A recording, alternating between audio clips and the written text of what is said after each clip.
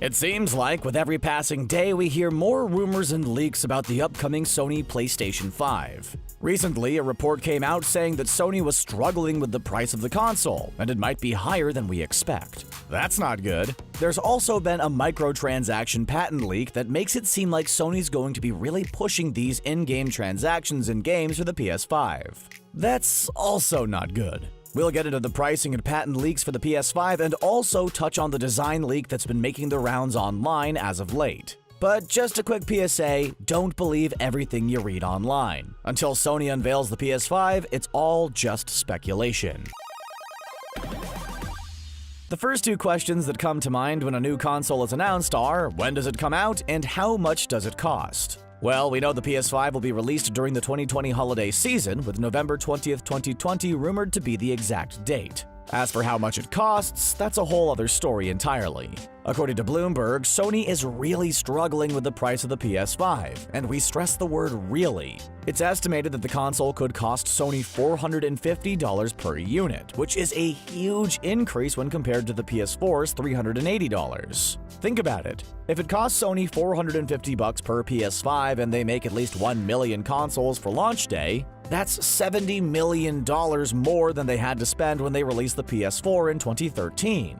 $70 million is a whole lot of money, even for a company worth billions like Sony. So if you thought the PS5 was going to be $400 like the PS4 was at launch, you could keep dreaming, because this console will most likely sell for at least $470. But we wouldn't be surprised if Sony bumps it up to $500, because round numbers look nice, don't they? Hopefully, Sony just loses their minds and keeps it at $470 for some reason. That being said, $470 is a lot to spend on a console, and a whole lot of cash-strapped gamers will be hesitant to pull the trigger on the PS5, and rightfully so. So what exactly is causing the PS5 to be so darn expensive to make? A few things, really. For starters, it's rumored that Sony is having trouble securing enough DRAM and flash memory to mass-produce the console. If true, that's a pretty big issue, because you can't start selling consoles without all the right internals. Nobody wants an empty box. Also, supposedly, the PS5 is using a much more expensive cooling system than we've seen in any other system, in order to prevent said internals from boiling during intense gameplay sessions.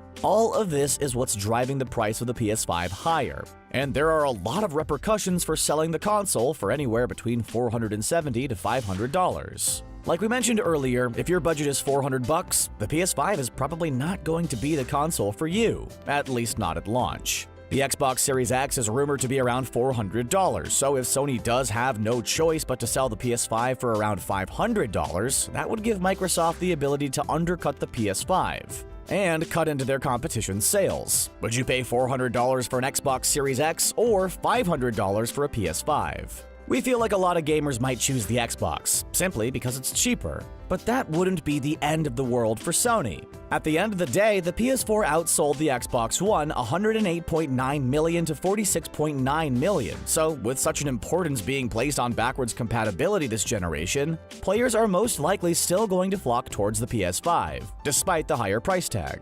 If you already spent thousands of dollars on PS4 games, you're likely not just going to jump ship to the Xbox Series X. You're probably going to want to stay in Sony's ecosystem and get yourself a PS5, so all your older games still have a home. This is a tactic a lot of tech companies use. You know, we're talking about those companies that have so many different products that run seamlessly together that you'll obviously never want to use a different product. We're talking about Apple, with your fancy Mac and iPhone compatibility. But that's really the only positive for Sony in this whole price mess. If their console does end up selling for around $100 more than the Xbox Series X, then Sony's going to have to rely on the success of their previous console to help them dominate with the PS5, and that's not a recipe for success. Microsoft tried to do the same thing with the Xbox One when they piggybacked off the success of the Xbox 360, and yeah, we all know what happened there. We'll never forget the Xbox One launch, that's for sure. While gamers who have been a part of Sony's ecosystem since the PS5 will probably buy the PS5, new gamers won't have any obligation to do the same. If you don't have any games from the previous generation, then you're most likely just going to settle on the cheaper console, which could very well be the Xbox Series X this generation. If this is the case, then the PS5 will lose new gamers to the Xbox Series X, and that's definitely not what Sony planned for. You want to bring new customers into the fold and not push them away by being $100 more expensive than your competitor. it would be an unmitigated disaster for Sony. Plus, Microsoft is really pushing their Xbox Play Anywhere initiative and are making a lot of their games playable on PC as well as Xbox. See, it's the ecosystem tactic again. If their console's cheaper and their games are capable of being played on both PC and console, then we might be in for one heck of a console war by the end of the year. Oh boy, this is gonna be spicy. Are we forgetting about Nintendo though? Yeah, we definitely are. Lost in this whole price war we've been talking about lately is Nintendo. If the PS5 is going to be a really expensive console, then another competitor might just swoop in and capitalize on the situation. Have you ever gotten third-partied in Fortnite? Well, Nintendo might just do that and wipe the floor with both Sony and Microsoft. There's a rumor that a new Nintendo Switch console is coming out sometime in 2021. If this whole pricing situation truly turns into a mess for Sony, it might be smart for Nintendo to release the Switch Pro, Switch 2, or whatever it's going to be called as quickly as possible. If Nintendo comes up with a souped-up Nintendo Switch that's more powerful than the original and upgraded Switch, then they could not only cut into PS5 sales, but even Xbox Series X sales as well. They'd steal the console spotlight and find continued success in their Nintendo Switch line of consoles. Sounds like a win-win for Nintendo, but it's all just speculation at this point. They haven't even announced a new console, and they said we definitely won't be getting another Switch in 2020. But we could see Nintendo push to get a console out quickly in 2021 if this scenario were to happen. We're not trying to be negative or anything, but we have some more bad news about the PS5, and it has to do with the latest patent leak. This one has to do with microtransactions, every gamer's favorite thing on the planet. Well, a lot of gamers have had enough with microtransactions. It seems like they're only going to get worse if Sony's latest patent sees the light of day on the PS5. Countries are banning loot boxes in video games, but clearly that's not enough to turn companies away from microtransactions. Essentially, Sony wants to offer player-specific in-game solutions in their games, which can involve simple tips and tricks to help you out, as well as microtransactions. So let's say you're struggling at a boss. You could ask the console how to beat it, and the AI will recognize that you're struggling and come up with tips that could help you with prompts like 80% of players like you defeated the boss using Resource X. That sounds all fine and dandy and would be a real good help. The problem? It could also ask you if you want to purchase Resource X, just in case you don't have it, so you could defeat the boss easier. That's not cool, Sony.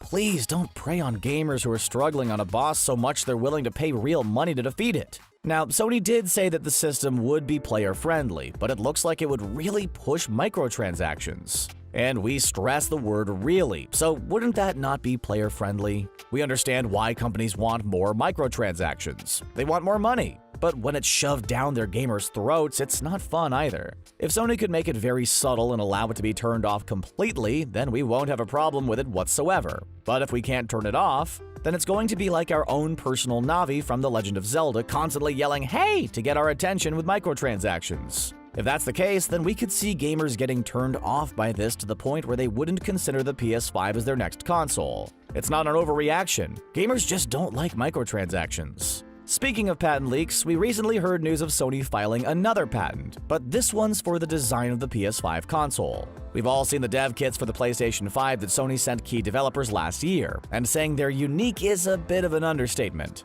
They're completely unlike anything we've ever seen. They're curvy and pretty sweet in our opinion, but they're just dev kits. As we've seen throughout history, the final console very rarely looks like the dev kit. But the fact that Sony went ahead and protected the design by filing a patent so no one could copy it definitely makes us believe that the console could look a lot like the dev kit. And if you believe any of the leaked photos of the PS5, well, you probably shouldn't just yet. But if you do, it won't take you long to realize they look like the dev kits. Usually, video game companies don't file a patent for the dev kit design because they simply don't need to. But Sony did, which means the final product might look a lot like it. We think this design would really make the PlayStation 5 stand out. Let's face it, the Xbox Series X is a big black box. It isn't flashy, it's just simple and looks like a computer tower. If these rumors are true, the PS5 would look radically different from anything we've ever seen, and we're all for it. If they won't win the price war, maybe they could win the style war, and that's worth a point or two in our book. Overall, if all of these rumors and leaks are true, then it's been a surprisingly shaky time for Sony as we inch closer and closer to an official PS5 reveal.